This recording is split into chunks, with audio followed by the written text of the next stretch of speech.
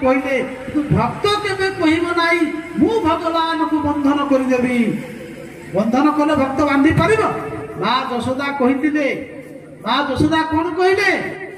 माँ यशोदा कहले मु कृष्ण को बांधी देवी बांधी पारिले नाही कहीं ना निजर अहंकार थिला मु बांधी पकेबी भगवान कहती जी मते कहे मु बांधी पकेबी सी मते बांधी पारे नाही बोला आनंद कंद भगवान की तेणु आज गोपी मानकर जो अहंकार हो गला भगवान कहले अरे अरे अहंकार हो गला ये अहंकार को विनाश करी बास ये जो रासमंडल भितर भगवान गोविंद कौन कले ना अंतर्धान हो गले बोला आनंद कंद भगवान की अंतर्धान हो गले अंतर्धान माने अंतर धावती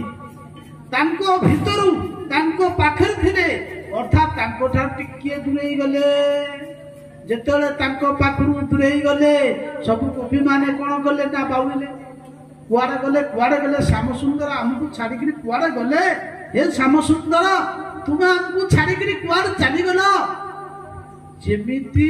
मणि बिना फणीर दशा ही था जेमिति मीन जल को छाड़ीदे मत्स्य कले मीन रही पारे नहीं आज गोपी मानकर से दशा है विकल बातुड़ा बाइया एणे तेणे खोजिले हे श्याम सुंदर हे नटनागर गोविंद तुम्हें आमको कहीं छाड़ीगल ये राति अधरे ये अबला मान को तुम्हें कहीं छाड़ीगल आमको कौन अपराध कर गोपी मान विचार कल चल चल आम कौन खोजा कुंड भितर गोविंद थे सब गोपी मैंने खोजिले खोजु खोजु खोजु खोजु कौन होती ना बाड़ी देखा पाइले श्याम सुंदर पाद दीटा पड़ी पाखे आउ जड़े गोपी पाद पड़ी गोपी माने विचार करुँच हे दैव देख देख अरे 16,000 गोपी मानक मध्य गोविंद समस्त को अनादार कले समस्त को त्याग कले आम ठारू जड़े केमी श्रेष्ठा अच्छी जो गोपी की गोविंद साथी लेकिन जाइछंती सतरे सतरे से गोपी प्रकृति भाग्यवती निश्चित आम ठारू से श्रेष्ठ सी आउ केही नुहंती सी आउ केही नुहंती सी होचंती किए ना श्रीमती राधा रानी भागवत महापुराण रे राधांकर नाम नाही ये कथा समस्त जानती किंतु अच्छी किंतु राधांकर नाम संक्षिप्त अच्छी कहीं नहीं राधांकर नाम एथिपाई नहीं राधा रानी होचुंदी श्री सुखदेव गोस्वामी होचुंदी कौन ना गुरु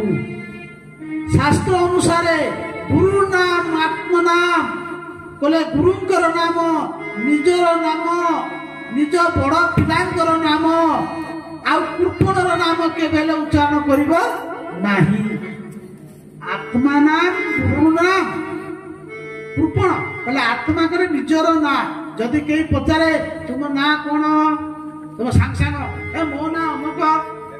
ना हठात किनी कहबो नाही बारंबार आवश्यक जदि पइला ताले कहबा कि मो ना होछ अमुक दास जदि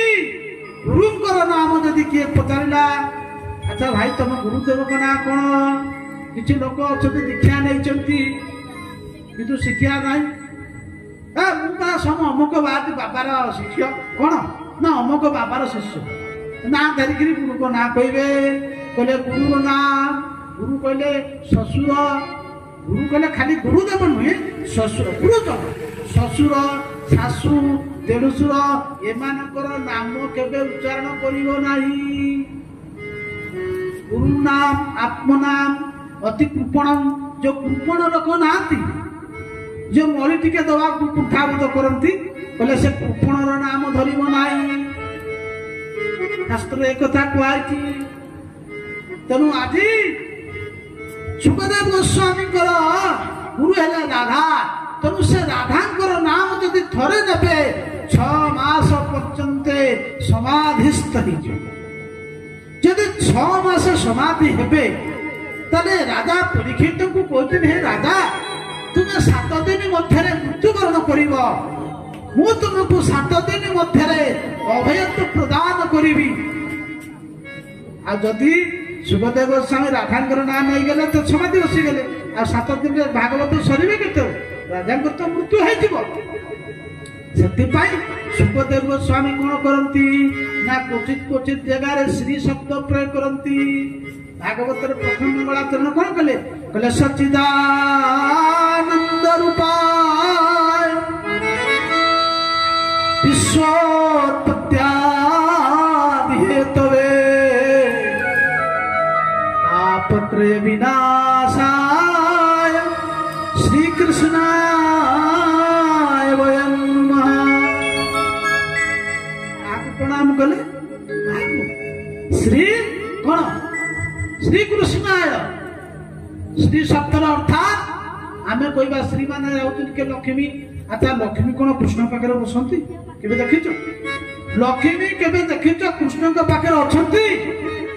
लक्ष्मी कृष्ण पाखे नहांती लक्ष्मी था श्रीमन नारायण पाखे श्री शब्द अर्थात राधा राधा शब्द कहले नहीं बोले श्री कृष्णाय श्रिया सहित कृष्ण श्री सहित राधा सहित कृष्ण को वयं नम हे निशारण ऋषि मुनि माने आंबे राधा कृष्ण को प्रणाम करुचे तेणु सबु जगह श्री क्वचित गोपी यही मानक जगह राधा को नाम निया जाइछि अर्थात दशम स्कंद रे कहैछि इस श्लोक रे कहैछि अनयाराधितं पुनः गोविंद जन्मभियाय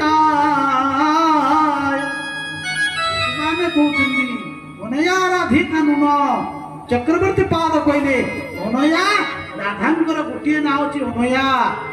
अनया आराधिता अनया कले राधांक द्वारा बा अस्मत् शब्द चतुर्थी एकवचन अनया अर्थात अनया कले एहांक द्वारा आराधित होइतिबा गोविंद अर्थात राधा राधांकर नाम ई प्रकार कहै आज गोपी माने कहले ये भाग्यवान होची भाग्यवती गोपी किछि बाट जाइछन्ती श्याम सुंदर गोपी की नेकिरी जाइछन्ती आज कोन होची बाली रे चाली पारु नांती पाद दबी जाउची राधा रानी कहउछन्ती हे श्याम सुंदर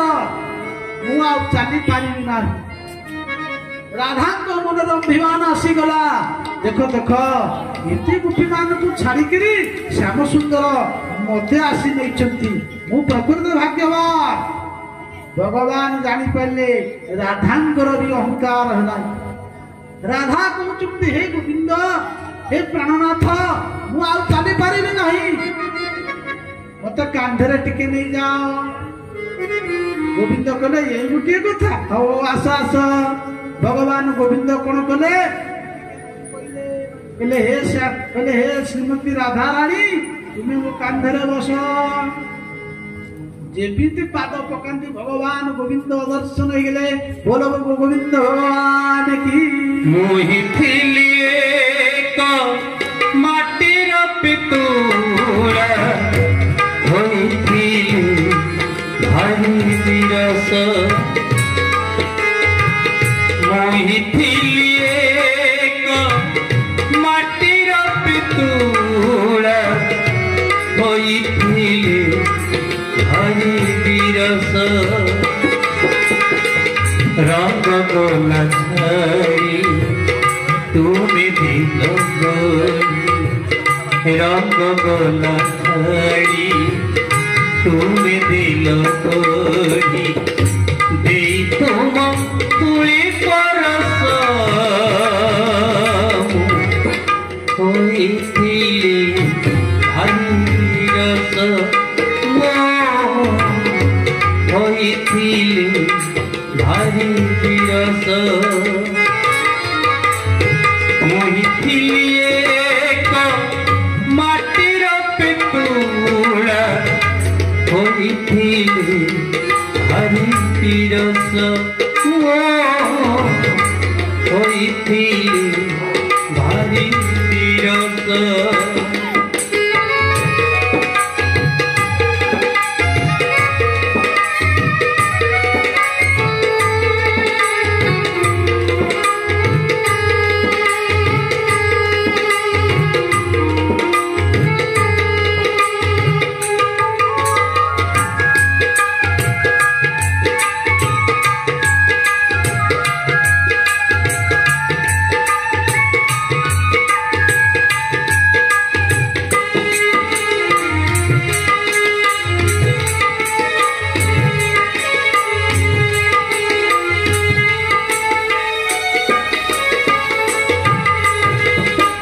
अंगे अंगे मोर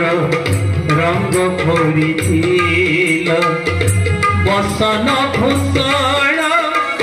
पिंधिल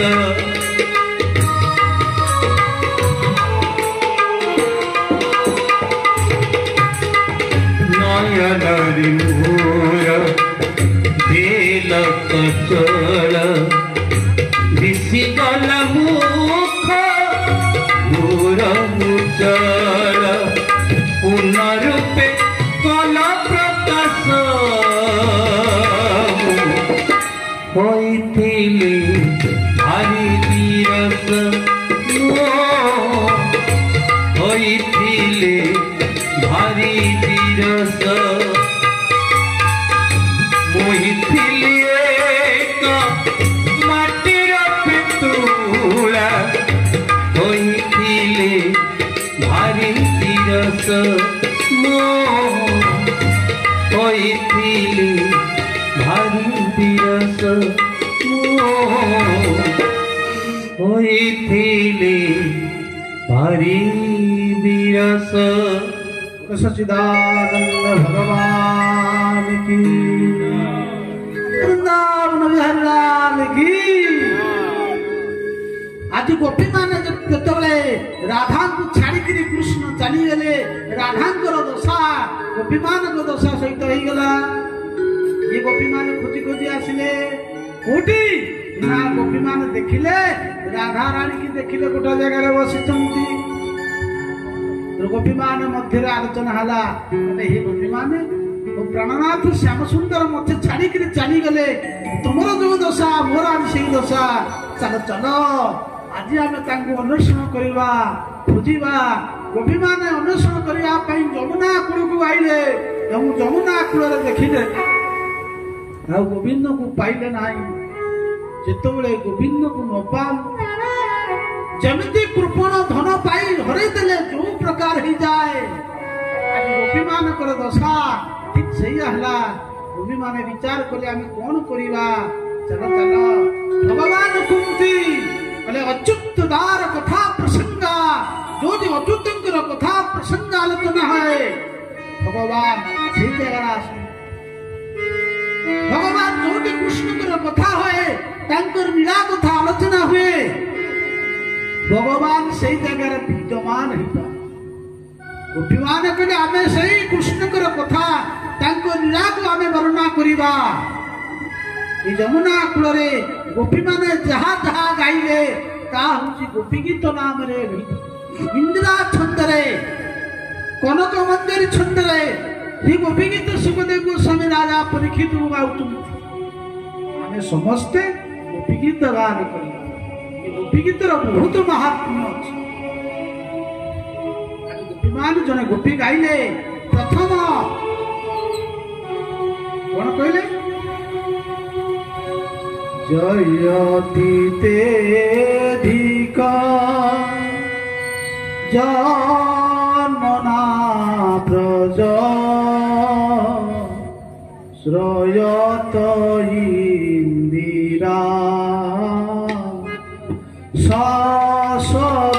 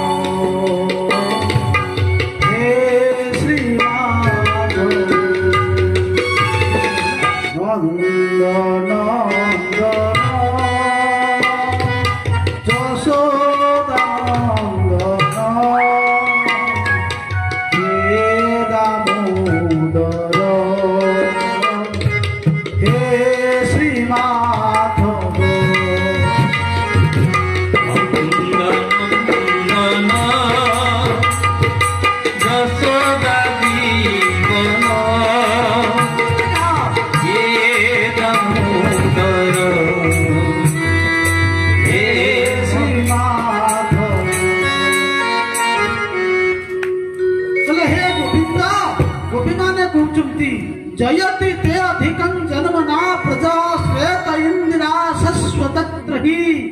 त्वयि तदृश्यतां दिक्षुतावका त्वयि धृतास्तव विचिन्नते। गोविंद ए श्याम सुंदर तुम जतबले ब्रजर जन्म है ना ये ब्रजधाम कौन है ना जयति ते अधिकम ब्रजर ब्रजवासी माने सब गरीब माने ये गोपाल माने से माने गरीब थिले ताको पाखरे धन संपत्ति किछि नथला तांकर धन थिला ये गोमाता होती तांकर संबल तांकर धन जेतेबेले हे गोविंद तुमे जेतेबेले ब्रजरे जन्म हला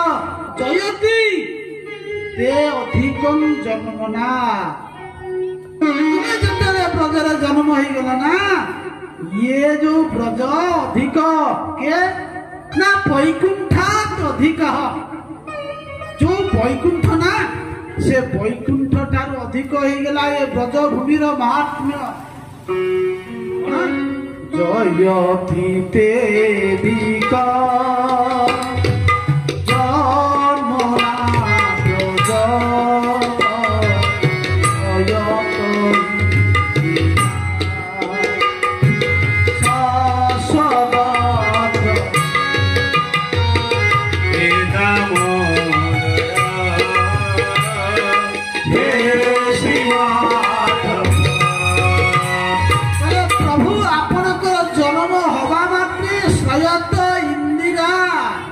साक्षात इंदिरा कहले महान लक्ष्मी को 10टी ना गंठी पकाउछ ना कौन जानिछ ए लक्ष्मी पुराण पढ़ुथे सुदुषा व्रत करुथिबे 10टा गंठी प्रथम गंठीर ना कौन अटे कौन सुबुनी जानिथ प्रथम गंठीर ना अटे कमलिनी द्वितीय गंठीर नाम अटे सिंदूर। अरे भाई आमे बाबाजी लोक सब करू तमे सब जानछ तमे कहिब। चतुर्थ गंठीर नाम अटे पद्मालया पंचम गंठीर नाम भूल कहूँ ना ठीक कहूँ मु शुणी मन रखी बोल वृंदावन बिहारी लाल की। तेणु गोविंद ते अधिकम श्रेयते इंदिरा इंदिरा कहले लक्ष्मी गोटे ना होती इंदिरा कहले लक्ष्मी पद्मालया पद्मा लक्ष्मी पद्मालया पद्मा इंदिरा लोकमाता क्षीराब्धि तनया रमा भार्गवी लोकजननी क्षीरसागर कन्या ये लक्ष्मी उठी गोटे ना। तेणु इंदिरा साक्षात महालक्ष्मी आज कौन करछंती ना ब्रजधाम को आसीचंती तुमर जन्म महोत्सव को देखिबा अर्थात साक्षात महालक्ष्मी विद्यमान अछंती। हे दैत दृश्यता हे दैत हे सखा हे प्राणनाथ टिके आमको टिके दृश्य आमको टिके देख ये गोपी मान को तुम्हें छाड़ी देकर जो अरण्य भितर अंधकार रे चली गल ये तुमर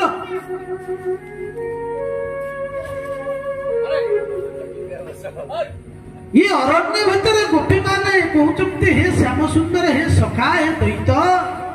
तुम्हें जो मत आमको छाड़ी चली गल टिके आमको देख दृश्यता पश्य तुम्हें आमको टिके देख विचुन्नते आमे तुमको खोजुचु ये अरण्य भितर विचुन्नते माने विचरण करूछु आमे तुमको खोजुचु तुमको अन्वेषण करूछु तुम्हें टिके आमको देखा। द्वितीय गोपी माने कहूछु जण आउ जण गोपी गाउछि कोन कहूछि सरधुदास हे साधुदा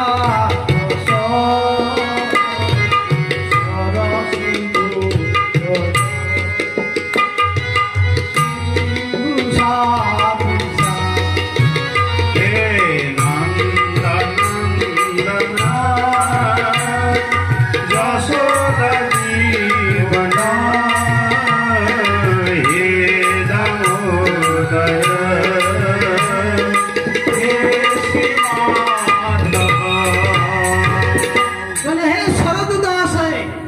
ଯେମିତି ଶରଦ କାଳର ପଦ୍ମର ମୁଖ, ଯେମିତି ଶରଦ ମାସର ପଦ୍ମ ପ୍ରଫୁଲ୍ଲିତ ହେଇଯାଏ, ହେ ଶରଦ ପଙ୍କଜ, ହେ ଗୋବିନ୍ଦ, ତୁମର ମୁଖ ପଦ୍ମ ହଉଛି ଠିକ ସେଇ ପ୍ରକାର ଶରଦରେ ଫୁଟିଥିବା, ଶରଦ ମାସରେ ଫୁଟିଥିବା ପଦ୍ମର ଯେମିତି ବର୍ଣ୍ଣ, ଯେମିତି ସୁକୁମଳ, ଯେମିତି ସୁନ୍ଦର, ହେ ଶରଦନାଥ, ହେ ଶରଦ ଦାସ, ସାଧୁ ଜାତ, ଦେଖ ଆମକୁ ଟିକେ ଦେଖ, ବୋଲେ ହେ ସୁରତନାଥ, ହେ ଶୁଷ୍କ ଦାସିକା, ଆମେ ତୁମର ଦାସୀ। ଆରେ ଆରେ କିଏ ଦାସୀକି ତ୍ୟାଗ କରେ? ଏମିତି ସଂସାର ଦାସୀ ମିଳୁନାହାନ୍ତି। ଚାକିରିଆ ଲୋକ, ପଇସା ଅଛି, ଘର କାମ କରିବା ପାଇଁ ଲୋକ ନାହାନ୍ତି। ଇଏ କହୁଛନ୍ତି ଆମେ ତୁମର ବିନା ମୂଲ୍ୟର ଦାସୀ, ଆମେ କିଛି ଚାହୁଁନାହୁଁ, ପଇସା ଚାହୁଁନାହୁଁ, ଧନ ଚାହୁଁନାହୁଁ, ଆମ ପାଖରେ କିଛି ଦରକାର ନାହିଁ। ହେ ଶୁଷ୍କ ଦାସିକା କହୁଛନ୍ତି କଣ? ସୁରଥ ନାଥ ତେ ଶୁଷ୍କ ଦାସିକା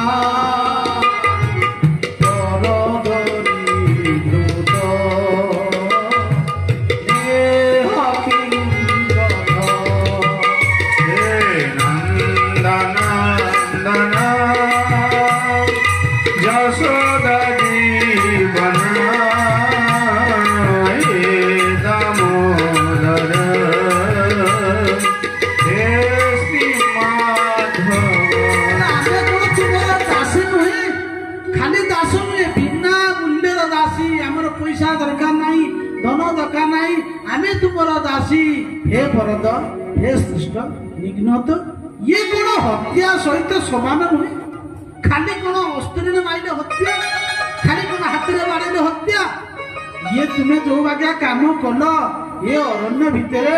ଏ ଗୋପୀ ମାନଙ୍କୁ, ନିର୍ମଳା ମାନଙ୍କୁ, ଏ ଅନ୍ଧକାର ରଜନୀରେ ତୁମେ ଆମକୁ ଛାଡିକିରି ଏକେଲା ଚାଲିଗଲ, ଇଏ କଣ ଗୋଟିଏ ହତ୍ୟା ନୁହେଁ? ବରଦ ନିଘ୍ନତ ନିହକିଂ ହତଃ, ହେ ବରଦ, ହେ ଶ୍ରେଷ୍ଠ, ତୁମେ ହଉଛ ଶ୍ରେଷ୍ଠ ଧର୍ମଜ୍ଞ। ତୁମେ କଣ ଭାବିଛ? ତୁମ ଖାଲି ଭାବିଛ ଅସ୍ତ୍ରରେ ଖାଲି ମାଇଲେ ହତ୍ୟା, ଇଏ କଣ ହତ୍ୟା ସହିତ ସମାନ ନୁହେଁ? ଆଉ ଯଦି ଏମିତି କରିବାରେ ଥିଲା, ଯଦି ଆମକୁ ଡାକିକିରି ଏ ଅନ୍ଧକାର ରଜନୀରେ ଛାଡିବାର ଥିଲା, ଯଦି ଆଜି ଆମକୁ ଏମିତି ମାରିବାର ଥିଲା, ଜଳେଇ ଜଳେଇ ମାରିବାର ଥିଲା, ତାହେଲେ ଆମକୁ ରଖିଥିଲ କାହିଁକି? ଭଗବାନ କହିଲେ କୋଉଠି ରଖିଲି? ନା ସେଇ ଜାଗାରେ ରଖିଥିଲେ। କୋଉଠି ରଖିଥିଲେ? ତୃତୀୟ ଶ୍ଲୋକରେ ଗୋପୀ ମାନ କହୁଛନ୍ତି କଣ କହୁଛନ୍ତି? ନା ବିସର୍ଜନା ପୟା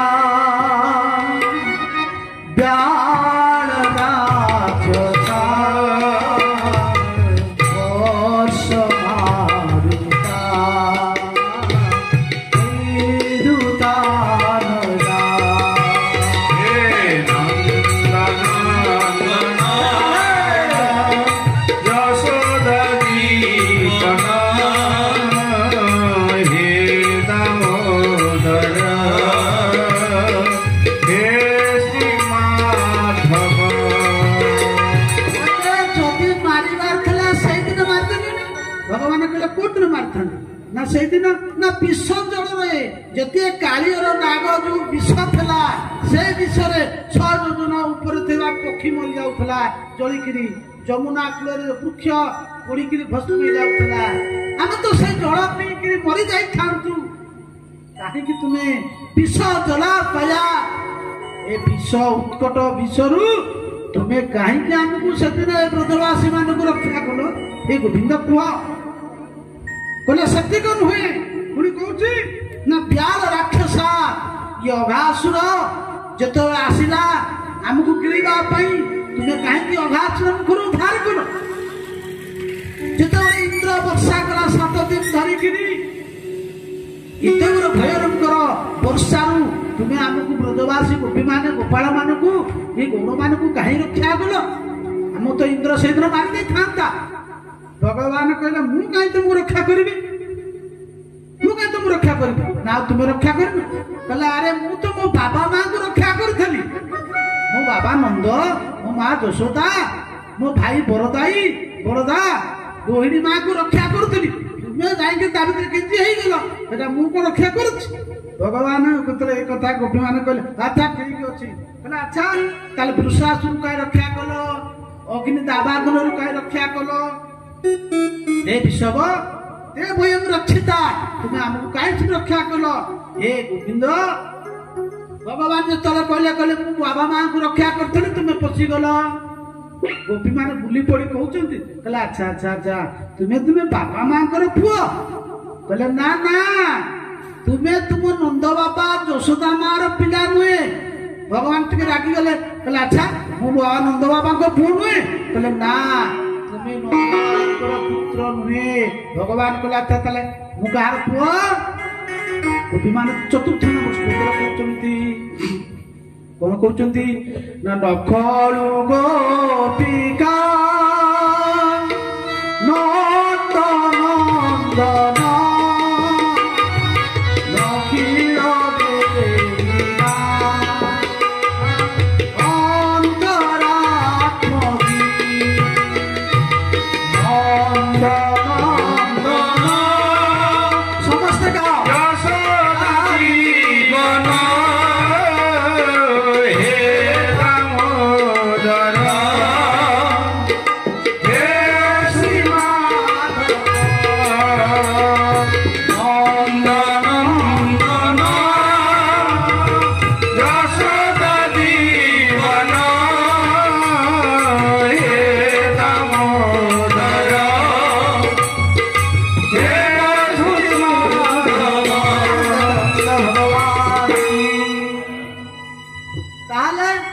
ଗୋବିନ୍ଦ ତୁମେ ନନ୍ଦ ବାବାଙ୍କର ପୁତ୍ର ନୁହେଁ, ତାହେଲେ ମୁଁ କାହାର ପୁତ୍ର, ନଖଳୁ ଗୋପିକା ନନ୍ଦ ନନ୍ଦନ। ତାହେଲେ ତୁମେ ଖାଲି ଭାବୁଛ ତୁମେ ଗୋପୀଙ୍କର ଯଶୋଦା ମାଙ୍କର ପୁତ୍ର, କହିଲେ ନା ତାହେଲେ କାହାର ପୁଅ, ଅଖିଳ ଦେହିନାନ୍ତରାତ୍ମକି ଇଏ ଯେତେ ଦେହଧାରୀ ଅଛନ୍ତି ଯେତେ ଜୀବ ଅଛନ୍ତି ସମସ୍ତଙ୍କ ଭିତରେ ଥିବା ଅନ୍ତରାତ୍ମା ହଉଛି ହେ ଗୋବିନ୍ଦ। ତୁମେ ଭାବୁଛ ଖାଲି ନନ୍ଦ ବାବା ଯଶୋଦା ମୈୟାଙ୍କର ନା, କହିଲେ ଅଖିଳ ଦେହିନା ଯେ ସାରା ସଂସାରରେ ଯେତେ ଦେହଧାରୀ ଯେତେ ଦେହୀ ଅଛ ତାଙ୍କ ଭିତରେ ଦେହୀ କହିଲେ ପରମାତ୍ମା ତୁମେ ହଉଛ ସାକ୍ଷାତ ବିଖନ ସାକ୍ଷିତ। ତୁମେ ଭାବୁଛ ନନ୍ଦ ବାବାକୁ ରକ୍ଷା କରିବା ପାଇଁ ଗୋବର୍ଦ୍ଧନ ଟେକିଦେଲ ଆମେ ପଶିଗଲୁ, କହିଲେ ନା ତାହେଲେ କଣ ନା ବିଖନ ସାକ୍ଷିତ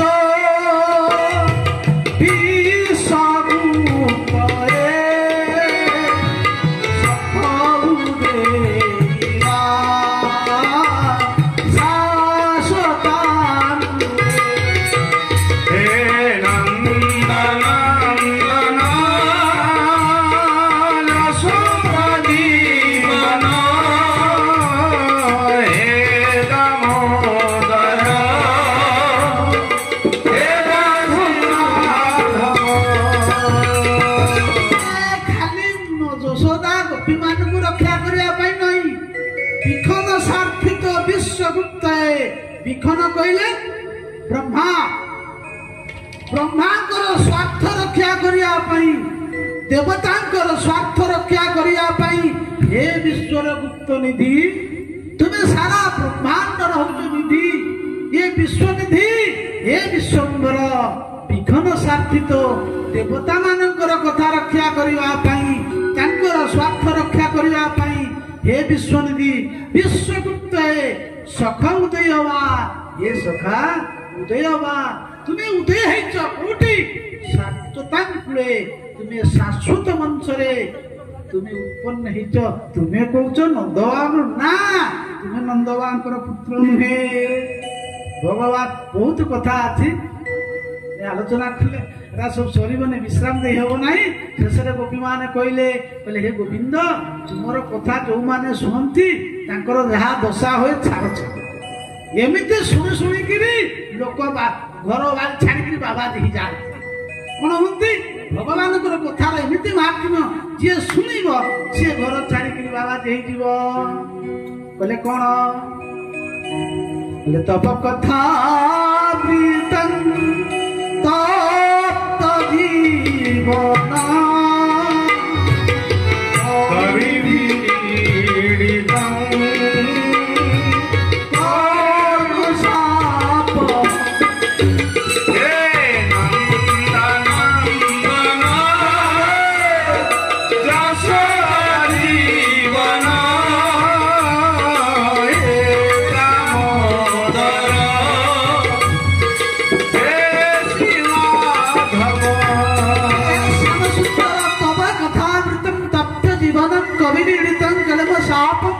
ତମର କଥା ଯିଏ ଥରେ ଶୁଣିଛି କଣ ହେଇଛି ସେ ସବୁ କିଛି ଛାଡ଼ିଛି। ତାର ଯେତେ କଳମୁଷ ଅଛି ଭଗବାନଙ୍କର କଥା ଯୋଉମାନେ ଶୁଣନ୍ତି କଣ ହୁଏ ପରମ ମଙ୍ଗଳ ଏ ବାଣୀ ଜୀବ ଭିତରେ ବାସୁନ୍ତି। ଗୋବିନ୍ଦ ଗୋବିନ୍ଦ ଗୋବିନ୍ଦ ମଧୁ ବାଳୁଛି ମକରନ୍ଦ। ଭଗବାନଙ୍କର ନାମକୁ ଶୁଣିଲା ମାତ୍ରେ ତାର ସମସ୍ତ କଳମୁଷ ଦୂର ହୋଇଯାଏ। କଣ କହୁଛନ୍ତି କଣ କୃଷ୍ଣ କଥା କୃଷ୍ଣର କଥା ଯେ ଶୁଣନ୍ତି ଅଥବା ବଦନେ ଗୁଣନ୍ତି ଯେ ଭଗବାନଙ୍କର କଥା ଗୁଣ କୀର୍ତ୍ତନ କରନ୍ତି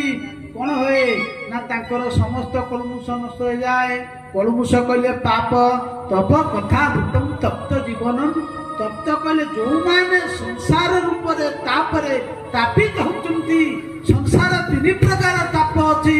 ଆଦି ଭୌତିକି ଆଧ୍ୟାତ୍ମିକ ଆଦି